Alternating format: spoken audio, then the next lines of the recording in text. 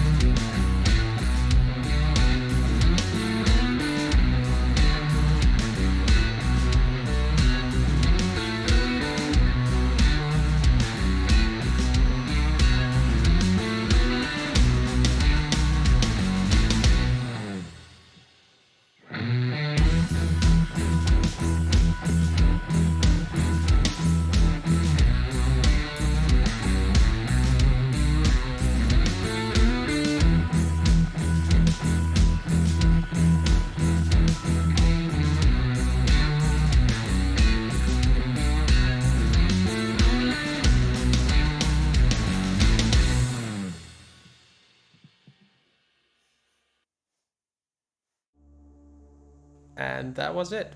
Here's a picture of the victim, healthy knuckle, on the left for reference. Next I have to take all the bits that are still usable off the old steering knuckle, such as the caliper bracket and the anchor plate, which is still in decent condition. The old knuckle cannot be fixed, it is a safely critical part and made of cast iron. Cast iron is very strong on compression, but not too flexible, and it really doesn't like tension all that much. So using a clamp interface to the control arm ball joint is only a good idea as long as nobody employs a rattle gun to fasten it. You may get away with welding cracked cast iron headers if you are really skilled, hold that thought, but this part is now a paperweight. I also found out one of the guide pins in the caliper bracket had gotten stuck, causing uneven wear on the brake pads and disc. If you paid close attention in the last video, when I was bleeding the front right brake, you might have seen the asymmetry in the pads and disc. Well, I didn't pay close attention in the last video, and look where that got me. The guide pin issue might be fixable, but I have another 2 used brackets lying around, so I will just see which one is in the best shape and just use that. The new old knuckle, well, the old new knuckle, anyway, the one that's going in, also needs to be prepped for installation. The anchor plate will be swapped with the one originally on the car, since that one is in better condition. The screws for the anchor plates are completely caked in rust and grime. I had to knock the sockets on with a hammer to get any traction at all, and it took forever to remove them. The new old knuckle also still has its ball joint attached, and that has to go, as I am reusing the one that's already on the control arm for better conservation of the existing wheel alignment. Yeah, I know, still dodgy as fuck. The new knuckle is not pretty, and I am sometimes a bit vain about stuff I put into my cars for no good reason, so I gave the new knuckle and the brake caliper bracket a good old brushing and a bath.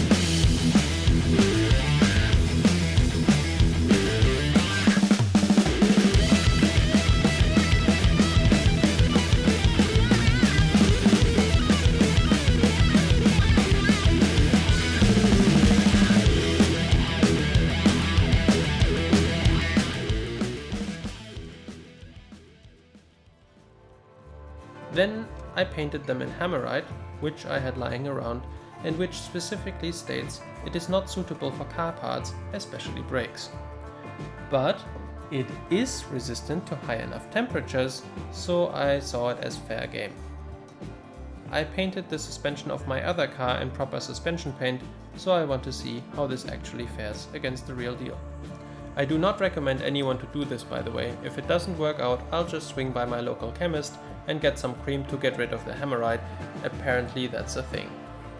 Or just leave it looking like ass. To be honest, that's what's more likely to happen. After painting the parts, I put a new set of caliper guide pins, grease and rubber bellows on the brake caliper bracket of choice and installed the anchor plate on the freshly painted steering knuckle. It is highly recommended to get a wheel alignment after taking out the steering knuckle, but it is not possible for me right now, so I am going to check for symmetry by eye and test drive later and hope for the best. Luckily, by changing the knuckle, the worst that can happen is getting the camber a little bit wrong. The toe should not be affected, as the tie rods are attached to the damper and spring assembly, and the track and most of the camber is adjusted by moving the ball joint in and out of the control arm, which I am also leaving in place. I do not have time to get new brake parts until the deadline, and both pads and disc still have plenty of meat on them for another few thousand kilometers.